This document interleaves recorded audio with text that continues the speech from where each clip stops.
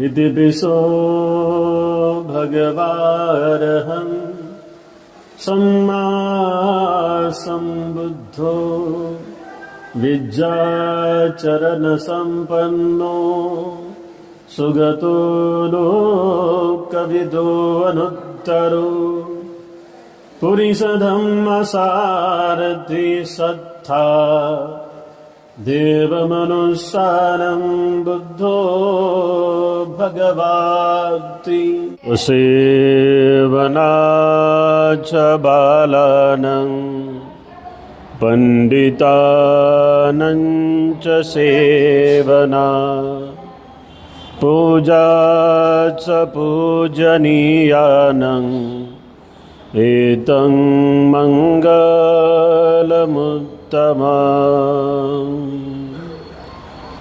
ज्या तथागत सम्यक संबुद्धांनी सज्जन लोकांची संगती आणि सेवा करायला सांगितले ते तथागत सम्यक संबुद्ध तथागतांचा सुविख्यात सद्धम्म पूजनीय भिक्खुसंघ बोधिसत्व डॉक्टर बाबासाहेब आंबेडकर या संपूर्ण रत्नांना त्रिवार अभिवादन करतो। रोजच्या दैनंदिन धम्मसंस्काराप्रसंगी उपस्थित आपण सर्व श्रद्धावान उपासक आणि उपासिकांनो, आपण काल जिने बौद्ध धर्माच्या प्रचार आणि प्रसारासाठी आपलं अमूल्य योगदान दिलं अशी अभया माता ही खूप चांगल्या पद्धतीनं बघितलेली आहे। अरहंत भिक्खुनी अभया। आज या मातेची सत्यकथा आपण अभ्यासणार आहोत, समजून घेणार आहोत। त्या मातेचं नाव आहे सोना माता। तथागत सम्यक संबुद्धांनी या अरहंत भिक्खुनीच्या संदर्भामध्ये सुद्धा गौरवपूर्ण उद्गार काढून त्या भिक्खुनीचा सन्मान केला होता। इथे एक गोष्ट अतिशय महत्त्वाची आहे की ज्या भिक्खुनी आपलं सर्वस्व पणाला लावून बौद्ध धर्माच्या विकासासाठी आपलं योगदान दिलं, अशा 80 अग्रश्रावकांच्या संदर्भात बुद्धांचे उद्गार आहेत। 80 अग्रश्रावकांच्या संदर्भात बुद्धांचे उद्गार आहेत। तर ही सुद्धा 80 अग्रश्रावकामधली भिक्खुनीपैकी एक भिक्खुनी आहे, जिचं नाव आहे सोना माता। श्रावस्ती हे नगर आपल्या सर्वांनाच परिचित आहे। आजही श्रावस्ती या नगराला अनेक देशातून बौद्ध लोक येतात, बौद्ध राष्ट्रातून, इतर राष्ट्रातून सुद्धा तिथे तथागत सम्यक संबुद्धांच्या पदस्पर्शानं पुनीत झालेल्या त्या श्रावस्ती श्रावस्तीला वंदन करण्यासाठी येतात।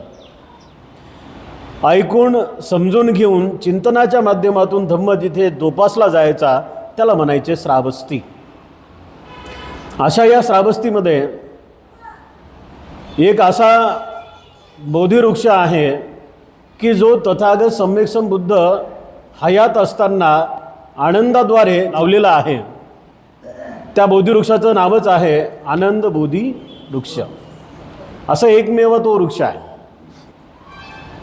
जेवढा सन्मान बुद्धगयेच्या आनंद बोधिवृक्षाला दिला जातो, तेवढाच सन्मान श्रावस्तीच्या सुद्धा आनंद बोधिवृक्षालाच दिला जातो। प्रतिबुद्ध म्हणून श्रावस्तीला आजही त्या बोधिवृक्षाची वंदना केल्या जाते। येणारे सर्वच लोक त्या बोधिवृक्षाला वंदन करतात, अभिवादन करतात आणि त्या पावन पवित्र बोधिवृक्षाच्या छायेमध्ये 5-10 मिनटं ध्यान करण्याचा प्रयत्न करतात।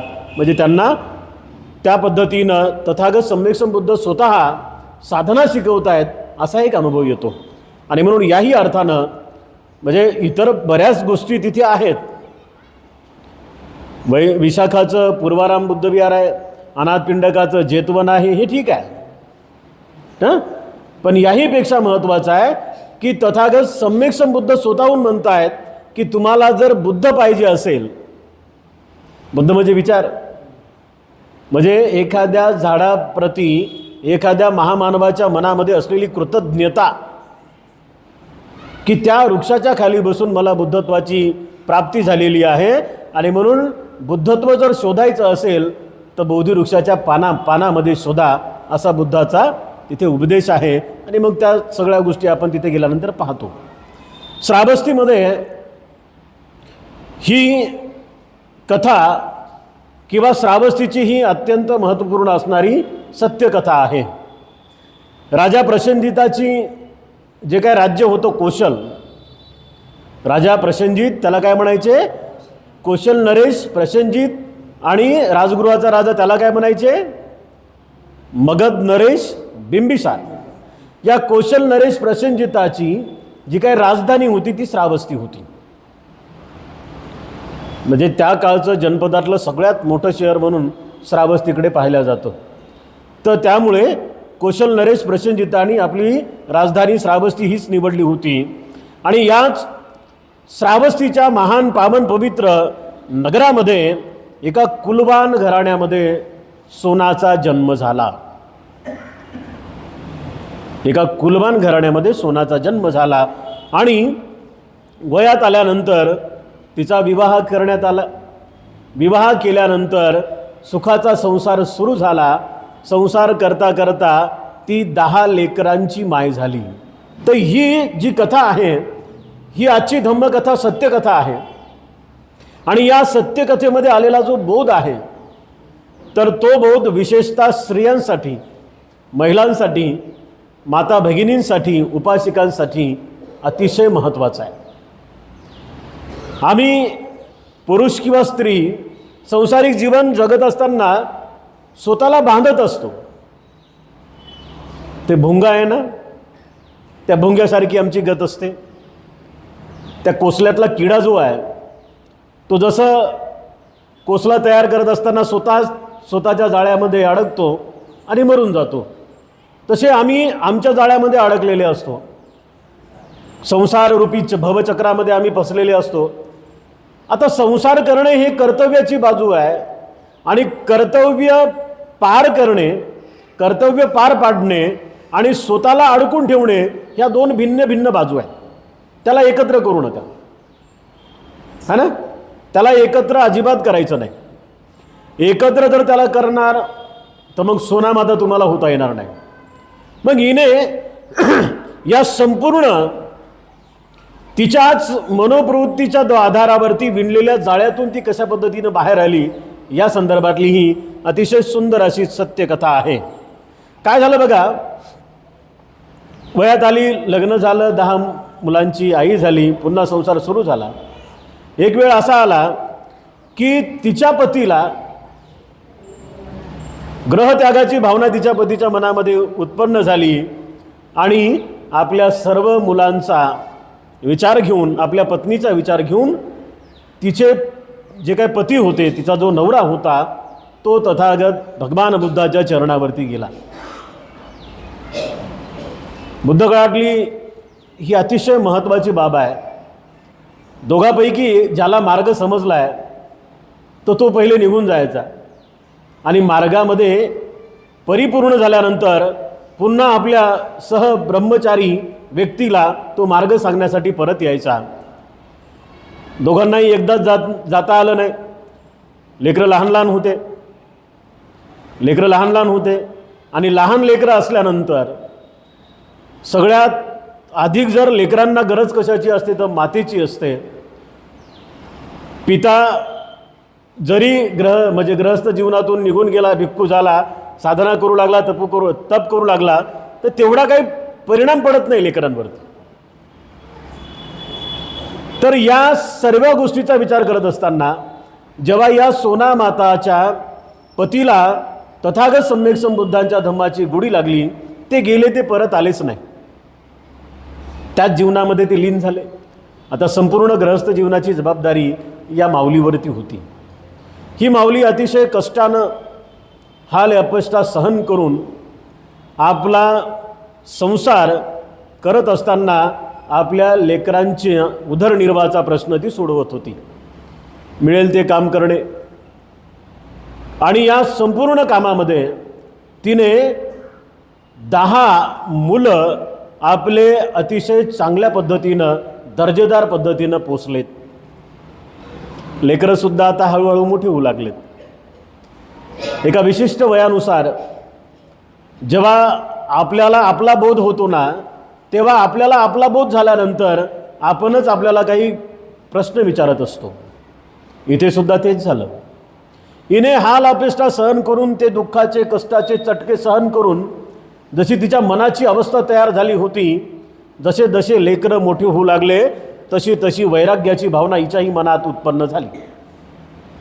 मनात दोन प्रकारे भावना उत्पन्न होते. सगळं ऐश्वर्य जर भोगण्यासाठी असेल, सगळं ऐश्वर्य तुमच्याजवळ आहे आणि त्या ऐश्वर्याला तुम्ही त्याची मजा घेऊ लागलेत. धन धान्य पैसा श्रीमंती काय जे आहे ते सगळंच. तर हे सगळं असताना सुद्धा एक मन त्या सगळ्या गोष्टीतून उबगून जाते. नको बाबा, हे काहीच नको, सोनं नको, चांदी नको, पैसा नको किंवा काहीच नको असं एक मन म्हणतं. एक मन असं असतं. एक परिस्थिती अशी आहे की खायलाही नाही आहे.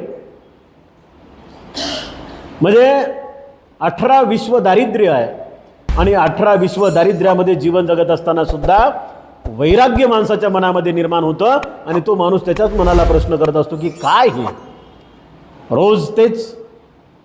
उठा, कामाला जा, पैसे आणा, ज्वारी बाजरी गहू आणा, दळण करा, भाकरी करा आणि खा, संपले की पुन्हा जा, सुरू आहे ना. तर या दोन्ही अर्थानं माणसाचं मन माणसाला प्रश्न विचारत असते. आता इथे एक गोष्ट महत्त्वाची आहे. कर्तव्य पार पाडत असताना जरी मनामध्ये कितीही मोठा प्रश्न उद्भवला तरी त्या प्रश्नाकडे आम्ही दुर्लक्ष केलं पाहिजे. एक आदर्श उपासक उपासिका म्हणून कर्तव्य पार पाडत असताना, म्हणजे तुम्ही लग्न केलेलं आहे, तुमचा संसार सुरू आहे, संसार करत असताना किंतु परंतु नाही, तिथं मार्ग नाही. किंतु परंतु अजिबात नाही आहे. कर्तव्याच्या भूमिका आहेत ना. आणि जगाचा इतिहास आहे की जे लोक कर्तव्य बजावतात, पार पाडतात, त्यांना अधिकार प्राप्त होत असतात. जे लोक कर्तव्य पार पाडत नाही त्यांना अधिकार कोण देणार आहे? कर्तव्य पूर्णतः पूर्ण झाल्यानंतर लोक तुमचा सन्मान करतात, लोक तुम्हाला वंदन करतात, लोक तुमचा आशीर्वाद घेतात आणि लोक तुम्हाला मंगलमैत्री सुद्धा देतात. आणि म्हणून यामध्ये गफलत करता कामा नाही. हे उदाहरण नीट लक्षात ठेवा, नाही तर उद्या सगळ्या येऊन मला म्हणसाल बंधूजी आम्हाला दीक्षा द्या, तसं नका करू. है ना. उद्या सगळ्याच म्हणसाल मला येऊन की बंधूजी आमचं मन उबगलं, आम्हालाही भिक्कुरी करा, असं होत नाही. कर्तव्य हे खूप महत्त्वाचे आहेत आणि कर्तव्याच्या पुढे जाऊन धम्माचा मार्ग सुरू होत असतो. इथे कर्तव्य कोणते होते बघा, दोघेही निघून गेले असते ना, पण ज्या मुलांना आम्ही जन्म दिला त्यांचं लालन पालन करणे, त्यांचं शिक्षण करणे, त्यांचं भरणपोषण करणे, त्यांना समजूतदार होईपर्यंत जगवणे, वाढवणे, त्यांची काळजी घेणे, हे मायबापाचं कर्तव्य असते लेकरांप्रती. है ना. लेकरांप्रती ते कर्तव्य असते. मग दोघांनी ठरवलं असेल नवरा बायकोनी की तुम्ही जा, मी बघते. गेला बिचारा निघून, तो त्याच्या कामाला मग्न झाला. पण हिचं हे काम करत असताना ही ज्या पद्धतीनं राबू लागली, कष्ट करू लागली, हळूहळू मुलं मोठे होऊ लागलेत, तर तसा तसा हिच्या मनामध्ये वैराग्याचा भाव निर्माण झाला. आता मुलं मोठे झाले आणि मुलांचे लग्न झाले. काही मुलांचे लग्न झाले, काहींचे बाकी होते, काही समजदार होते. म्हणजे 10 मुलं खूप चांगल्या पद्धतीनं वाढले, जगले, शिकले, लग्नाला आले आणि काहीचे लग्न झाले. आता लग्न झाल्यानंतर घरामध्ये 2 लोक जे असतात, एक घरातला मेन माणूस आणि त्या मेन माणसाची बायको, पत्नी, आई बाबा, मम्मी पप्पा, या बिचाऱ्यांना खूप सांभाळावं लागतं आपल्याला. ज्याच्या ज्याच्या घरचा तो इतिहास आहे. जे जे समाजात राहतात त्याच्या सर्व लोकांना मायबापाचं जसं कर्तव्य आहे लेकरांना मोठं करणं, तसं लेकरांचं कर्तव्य आहे मायबाप म्हातारे झाल्यानंतर लेकरासारखं त्यांना सांभाळणं. मी अगोदरच तुम्हाला सांगितलं होतं की कर्तव्य पार पाडल्यानंतर अधिकार मिळतात. इथे कर्तव्य त्यांनी पार पाडले कोणते? तुम्हाला जन्म दिला, लहानाचं मोठं केलं, तुमचे लग्न लावून दिले, तुमचं बस्तान बसवलं, आणि तुमचं बस्तान बसवल्यानंतर यांचे हातपाय चालत नसतील, यांचे अधिकार आहेत ते की तुम्ही त्यांना न मागता चहा दिला पाहिजे, तुम्ही त्यांना न मागता भोजन दिलं पाहिजे, तुम्ही त्यांना न मागता साऱ्याच गोष्टी केल्या पाहिजे. ह्या गोष्टी तुम्ही आम्ही बारकाईनं समजून घेतल्या पाहिजे. बारकाईनं समजून घेत असताना इथला या कथेतला जो बोध आहे तो बोध नीट लक्षात घेऊन घरी जा आणि तशा पद्धतीने जगण्याचा प्रयत्न करा. जशा जशा सुना घरात आल्या तशा तसा सासूबाईचा रुबाब जरा कमी झाला. नवीन सुना आल्या घरात, सासूबाईचा रुबाब कमी होत गेला. आता बऱ्याच वेळेस आपण पाहतो की नवीन नवीन नवरी आल्यानंतर मुलगा, तुमचा अनुभव आहे सगळ्यांचा आहे ना, माय बाबाचं काहीच ऐकत नाही बिचारा. काही काही लय चांगले असतात बरं, असं नाही सगळे सारखेच आहेत असं नाही. मग सुना आल्यानंतर हिचा रुबाब कमी होत गेला. पती असताना जो दरारा होता तिचा घरात, पती पत्नीची जोडी, आणि ती सोबत असल्यानंतर त्यांच्या आयुष्य जगत असताना भलेही 3 महिने एकमेकाला बोलत नसले तरी जी साथ, जे सामर्थ्य त्यांच्या सहजीवनाचं असतं ना, ते सामर्थ्य ती साथ इतर कुठे मिळत नाही. मग इथे तेच झालं. जसा जसं वय होत गेलं बिचारीचं, आता म्हाताऱ्या वयात आली, आणि म्हाताऱ्या वयात आल्यानंतर तुम्ही आम्ही म्हणतो ना, म्हातारा माणूस म्हणजे लहान लेकरू, यालाही काही कळत नाही त्यालाही काही कळत नाही, असंच असतं ना म्हाताऱ्या माणसाचं. तर ही हिच्या मनाला खात होती की एवढ्या कष्टानं लहानाची मोठं केलं, एवढ्या कष्टानं जगवलं, वाढवलं, दुखणं सुखणं केलं, सारं काही यांच्यासाठी अर्पण केलं, पण पाहिजे तो सन्मान मला घरामध्ये मिळेना, पाहिजे तो सन्मान मला घरामध्ये मिळेना. तर याच्यामध्ये काय होतंय, इथे एज डिफरन्स ज्याला म्हणतो आपण, वयाचा गॅप असल्यामुळे ती सहयोगिता आपल्याला स्थापित करता येत नाही. 70 वर्षाच्या माणसाची बुद्धी मन आणि 30 वर्षाच्या पोराची बुद्धी मन हे जुळतच नाही, हे गणितच जुळत नाही. ती त्याच्या अनुभवावर बोलते आणि याला अनुभवाचा पत्ता नसते, याला अनुभवाचा पत्ता नसते. म्हणजे 70 वर्षाचा म्हातारा जर आपल्याला सांगत असेल, अरे या टीव्ही सेंटरच्या रस्त्यानं एवढं जंगल होतं, आम्हाला पायी पायी जायला रस्ता नव्हता, आताच्या 7वी 8वीच्या पोराला सांगितल्यानंतर तुम्हाला ते येड्यात काढल. काही म्हणता का आजोबा, आता तर भरर मोटर चालल्या, गाड्या चालल्या आहे ना. तर तिथे तो गॅप असल्यामुळे किंवा समजून घेण्याची कॅपॅसिटी एकमेकांमध्ये नसल्यामुळे घरात भांडणं काय होतात, त्याचं मूळ कारण आहे एकमेकांना समजून न घेणे. हे वादाचं पहिलं कारण बुद्धानं सांगितलं 2600 वर्षापूर्वी, एकमेकांना समजून न घेणे. तर इथे जेव्हा नवीन सुना आल्या, नवरा असताना तो दरारा होता, तो दरारा कमी झाला आणि मनालाच कोसू लागली की आता करायचं काय. हातपाय चालत नव्हते, हातपाय चालत नव्हते, पण बुद्धाची उपासिका होती ना. शरीरानं माणूस कितीही थकलं तरी चालेल, पण मनानं थकलेल्या माणसाला कवडीभर पण सुख मिळत नाही. शरीर थकू द्या, शरीर थकलं तर काय होत नाही. सिद्धार्थ गौतमाचं शरीर किती थकलं होतं, पण मन थकलं होतं का? मनामध्ये असलेली चेतना थकली होती का? मनामध्ये असलेला संकल्प थकला होता का? अजिबात नाही. नकुल माता नकुल पिता पाहत असताना किती सामर्थ्य आहे, आणि त्या सामर्थ्यवान मनात सगळे रोग पळून गेले ना, शरीराचे सगळे रोग पळून गेले. इथे सुद्धा तसंच झालं. आता रोगानं पण ग्रासू लागली. हळूहळू रोग सुरू झाले. उतरत्या वयामध्ये काही ना काही सुरू होते. पण ट्यूब पेटला, प्रकाश पडला. आणि प्रकाश पडल्यानंतर असं वाटलं की नाही, आता हे सारं काही सोडायचं. चर्चा केली आजूबाजूला. समजदार लोकांना सांगितलं की मला जायचं आहे, भिक्खुनी बनायचं आहे. बरेच लोक येड्यात काढत होते. लग्नाच्या अगोदर समजलं नाही का? बरं ठीक आहे, मग एवढे लेकरच कशाला होऊ दिले? बरं ठीक आहे, मग एवढी मथारीच कशाला झाली? आणि आता भिक्खुनी होते का?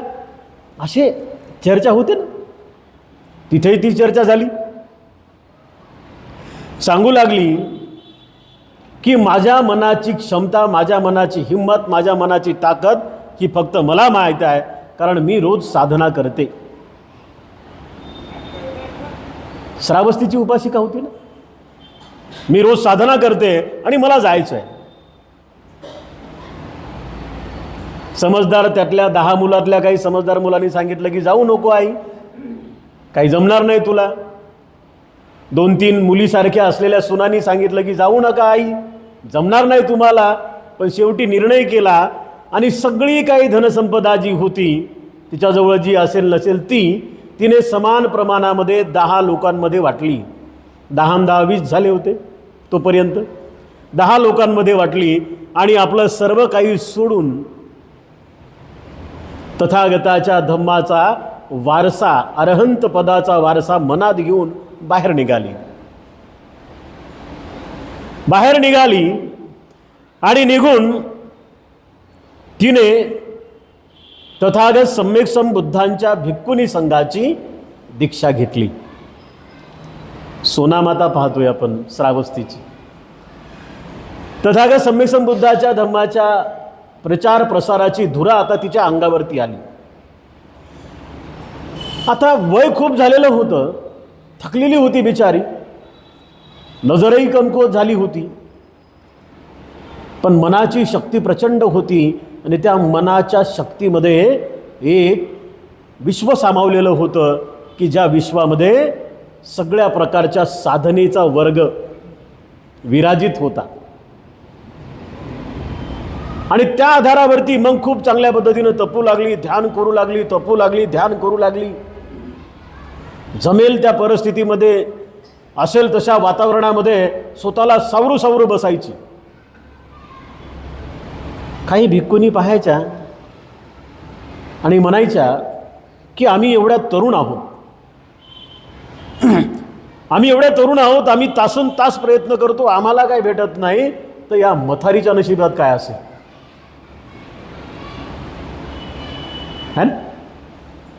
पण तिला माहित होतं की एखाद्या 32-35 वर्षाच्या तरुणीच्या मनाचीही बरोबरी करेल अशी माझ्या मनाची पावर आहे. खूप कष्टानं कामाला लागली, धम्माचं चिंतन करू लागली.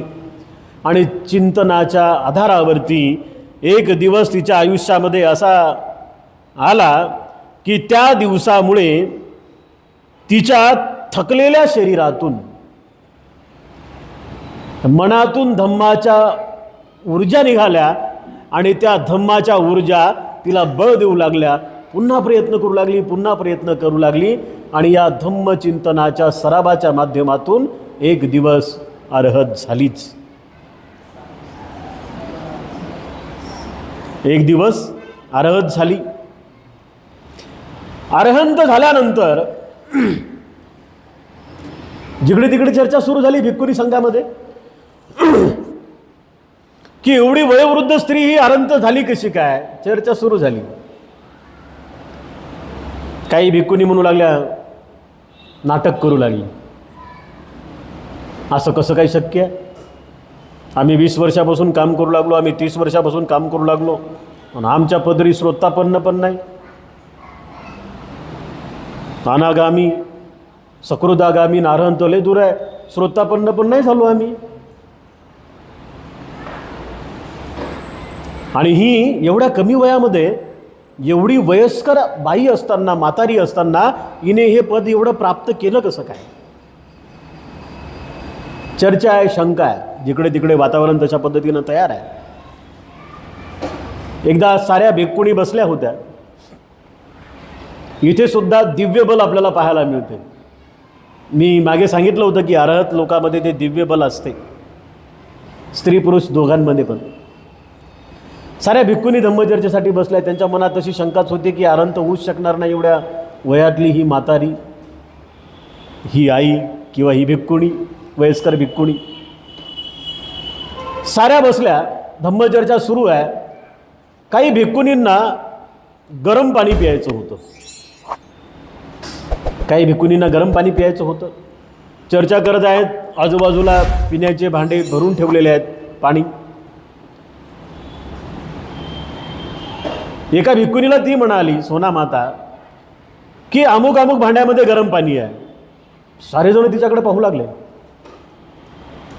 एक भिक्खुनी त्यातली म्हणाली की मीच हे सगळे भांडे भरून ठेवलेत आणि या साऱ्या भांड्यांमध्ये थंड पाणी आहे.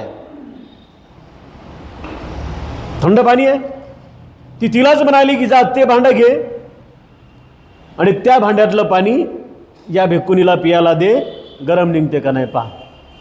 हिलाही वाटलं काय आहे काय त्या पाण्यात. मीठ ठेवलं भांडं भरून 15 मिनिटापूर्वी, अर्ध्या तासापूर्वी. ही गेली आणि त्या भांड्याला हात लावला. भांड्याला हात लावल्याबरोबर तिच्या दोन्ही हाताला चटका बसला. दोन्ही हाताला चटका बसला. समजलं सगळ्यांना की थंड पाणी सुद्धा गरम होऊ शकते. ते दिव्य बल आहे. 33 भवनामध्ये बुद्ध गेले ना, ते दिव्य बल आहे. तर या आधारावरती साऱ्या भिक्खुनीला समजलं आणि हे तिनं का केलं त्याचं कारण तिनं सांगितलं. नंतर ती म्हणते की मी माझी साधना पूर्णत्वाकडे नेऊन जेव्हा अरहत पदाला गेले, अरहत पदाला प्राप्त केल्यानंतर सुद्धा भिक्खुनीमध्ये आले, तर भिक्खुणी माझ्या नावानं वेगवेगळ्या प्रकारच्या शंका उद्भवत होत्या. त्यांच्या मनामध्ये शंका चालल्या होत्या आणि मला हे माहीत आहे की अरहत भिक्खूच्या संदर्भात, अरहंत भिक्खुनीच्या संदर्भामध्ये शंका उत्पन्न करणे म्हणजे अकुशल आहे आणि ते अकुशल तुमचं वाढत वाढत गेल्यानंतर तुमचं अकल्याण होईल. या भिक्खुनींचं अकल्याण होऊ नये यांना ते समजावं की मी ती विद्या हस्तगत केलेली आहे, मी ती विद्या प्राप्त केलेली आहे. जेव्हा थंड पाण्याला सुद्धा दिव्य बलानं गरम केलं तेव्हा साऱ्या भिक्खुणी हात जोडून तिच्या समोर गुडघ्यावर बसून तिला क्षमा मागू लागल्या की आर्याजी, मी आत्तापर्यंत आम्ही तुम्हाला खूप छळलं, तुमच्यावर आमची शंका होती, पण आता त्या शंकेचं समाधान झालेलं आहे. म्हणजे अरहंत भिक्खुनीला नाव बोटं त्या स्त्रियांनी ठेवू नये, त्या भिक्खुनी ठेवू नये, भिक्खुनींनी ठेवू नये, जेणेकरून त्यांचे पापकर्म होणार नाहीत. यासाठी दिव्य बलाच्या आधारावरती आणि साऱ्यांनी माफी मागितली. पुन्हा सामुदायिक पद्धतीनं साधनेला लागल्या आणि धम्माचं आणखी मोठं काम सुरू झालं. तथागत सम्यक संबुद्धांना समजलं. तेव्हा तथागत सम्यक संबुद्ध सोना माता हिच्याविषयी एक गौरवपूर्ण उद्गार काढतात आणि तिला आपल्या भिक्खुणी संघामध्ये अग्र पदाचा दर्जा देतात. धैर्यानं काम करण्यामध्ये अग्र, स्वचित्ताला समजून घेण्यामध्ये अग्र, वयाला न जुमानता मनाची क्षमता आणि मनाची हिंमत वाढवण्यामध्ये अग्र आणि फार कमी वेळामध्ये अरहंत पदाला भिक्खुनी म्हणून पोहोचणारी अग्र. 80 अग्रसरावकामध्ये नाव निश्चित झालं. तेव्हा तथागत सम्यक संबुद्धांनी सर्व भिक्खुनी संघाला उपदेश दिला.